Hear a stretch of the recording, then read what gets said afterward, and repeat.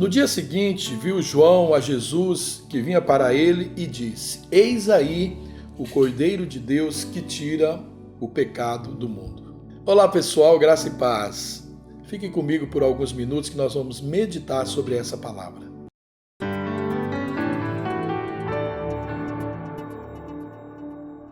A Páscoa é a maior festa de Israel. A Páscoa ela representou a libertação de Israel daquele amargo cativeiro do Egito.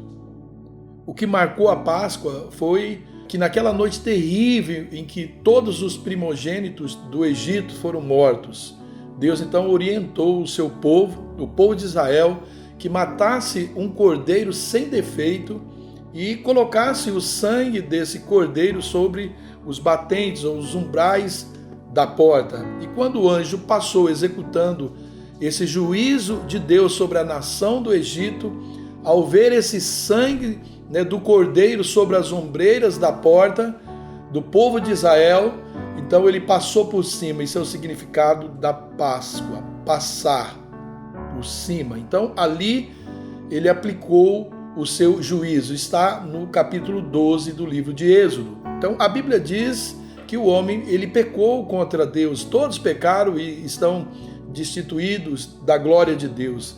Diz também que o salário do pecado é a morte. O pecado ele sempre foi muito maligno aos olhos de Deus. O homem ele não pode limpar o seu pecado, o seu próprio pecado. O homem ele não pode perdoar o seu próprio pecado. Então a única maneira do homem fugir dessa ira vindoura de Deus, a única maneira dele escapar da condenação do seu próprio pecado é estar debaixo do sangue do Senhor Jesus. Então, o Cordeiro de Deus, Jesus Cristo, ele morreu pelos nossos pecados e diz as Escrituras que Jesus pagou o alto preço da nossa redenção. Ele é o Cordeiro substituto. Lá em Gênesis, no capítulo 22, quando Isaac estava para ser sacrificado pelo seu pai Abraão, Isaac perguntou: meu pai, aqui está a lenha, aqui está o fogo, aqui está o cutelo, mas aonde está o cordeiro para o sacrifício?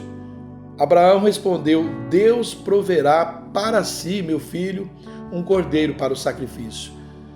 Pois Jesus é esse cordeiro, querido, substituto. Ele é suficiente para salvar a nossa pessoa.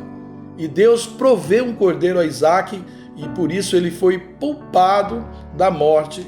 Isso está registrado lá em Gênesis, no capítulo 22. Mas lá em Isaías, no capítulo 53, o Cordeiro de Deus também diz que ele é suficiente para salvar uma nação, a humanidade. Não importa de onde você vem, não importa a sua nacionalidade, não importa a cor da sua pele, não importa o nome da sua família, ou o momento em que você se encontra, ou até mesmo que você crê. Pessoas, a Bíblia diz, de todas as tribos, de todos os povos, de todas as línguas, de todas as nações, crendo em Jesus, encontra redenção e vida eterna.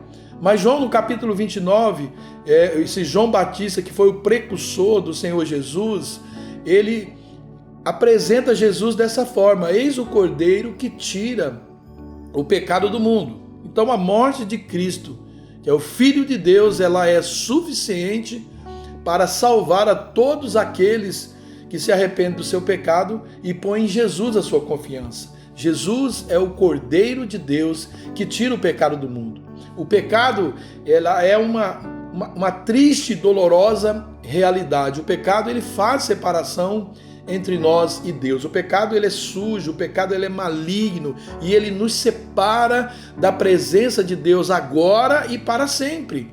E esse pecado ele estendeu-se por toda a humanidade. O mundo inteiro rebelou-se contra Deus e não há nenhuma nação, nenhum povo que esteja fora do alcance desse terrível pecado e das suas consequências. Mas há uma esperança para nós, há um substituto. Jesus Cristo, ele foi enviado ao mundo e ele veio ao mundo com um propósito: morrer pelos nossos pecados. Então, quando João o vê como um Cordeiro de Deus que tira o pecado do mundo, João, ele estava olhando para a cruz, porque foi lá na cruz que Jesus morreu por nós. Ali, Jesus assumiu o nosso lugar e ele tomou a nossa posição de pecador e ali ele nos substituiu. E quando ele estava lá na cruz, Deus lançou sobre ele a iniquidade de todos nós, e ele foi feito pecado por nós, e ele foi feito então maldição por nós, e ali ele pagou todo o escrito de dívida que havia contra nós. Ele quitou a nossa dívida e ele morreu por nossos pecados. Ele recebeu em si mesmo o juízo que deveria recair sobre a nossa cabeça. Então ele morreu para nos libertar do pecado, para nos redimir do pecado, para nos reconciliar com Deus. Então ele é o Cordeiro que morreu, ele é o Cordeiro Pascal, mas ele também é o Cordeiro que ressuscitou. Ele é o Cordeiro digno de ser adorado, porque ele venceu a morte, porque ele arrancou o aguilhão da morte e agora ele ressuscitou com a ressurreição e a vida. A morte, não tem mais a última palavra sobre a nossa vida. O sepulcro não é mais o nosso último endereço. Agora nós temos a esperança. Nele nós temos, querido, a vida eterna. A Páscoa não é uma festa pagã, ela é uma festa cristã. Nós não celebramos mais a Páscoa judaica porque Jesus Cristo é o Cordeiro Pascal. Ele é a nossa Páscoa. A Páscoa judaica era apenas uma sombra da realidade que hoje é Cristo. Hoje nós celebramos Cristo, o Cordeiro de Deus, que tira o pecado do mundo. Ele morreu por nossos pecados. Diz a Bíblia que ele foi sepultado, mas ele ressuscitou segundo as Escrituras. A sua morte ela não foi um acidente, nem a sua ressurreição uma surpresa. Ele está vivo e ele reina e ele está no trono e ele vai voltar com grande poder e glória. Então, eu queria que você meditasse sobre essas palavras. Jesus é o nosso Cordeiro Pascal. Ele morreu pelos nossos pecados. O sangue dele fez com que a morte passasse sobre nós e não nos tocasse. E nós devemos viver honrando, adorando e agradecendo esse Deus. Deus te abençoe, Deus te guarde e eu também te abençoo para que você tenha uma linda Páscoa na sua vida e que ela seja todos os dias na sua vida esse memorial do que Cristo fez pelo seu sangue, nos libertando e nos salvando da morte. Deus abençoe.